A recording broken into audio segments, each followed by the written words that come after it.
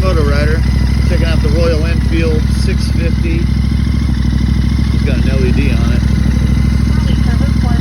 It's got a 100 on the front.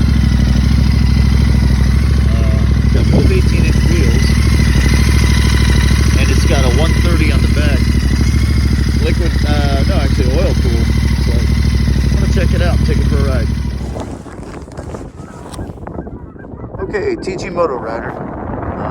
Unfortunately, I don't have a mounted camera with me today, and I test rode this bike on a lark.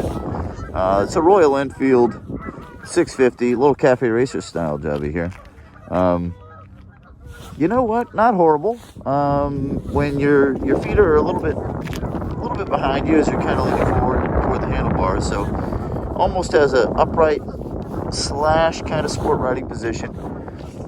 You got a 100 millimeter on the front, you got a 130 on the back, kind of a thin tread patch, but you have two 18-inch tires. It's kind of interesting, actually, to be honest with you.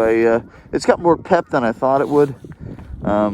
Definitely not as much horsepower as my Triumph 1600, but you know what? This, it's a 650cc parallel twin. It's oil cooled, so you're gonna have to watch it if you're riding it outside in the heat, that kind of thing. It's got a little zip, a little pep. It's chain drive, got ABS. This bike does stop really well, I will say that. Had it up to speed, very stable actually. I had no issues with it. It's not the most comfortable bike I've ever been on, but what I do appreciate is the way they've done the tank. Like on my V-Strom, it sort of forces your knees, your knees it sort of forces your knees against the tank. So the way you're sitting on it, you do feel like you have an enormous amount of control over the motorcycle. I kind of liked it, to be honest with you. I mean, it's a beautiful bike. The forks are not inverted, but you don't have a lot of weight, so you don't have to worry about that really. You're not going to be doing any super high speeds in the corners, so you don't have too much to worry about there.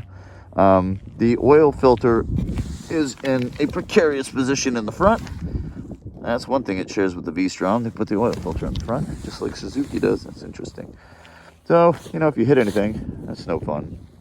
Has a very, very low center of gravity, though. I mean, if you see the way it's kind of set up.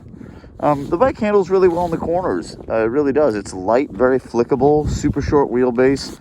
To be honest with you, I kind of enjoyed it. I got to go take it back to the dealer. A couple things might drive you crazy. The foot pegs are where your feet should be when it's at a stoplight.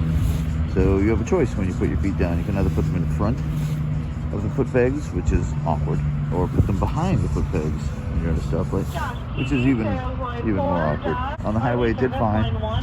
Very light in the front, super light in the front. I would not take this on a long distance. But just bopping around town, yeah, okay. I didn't have to pay too much for one. It's got an oil cooler.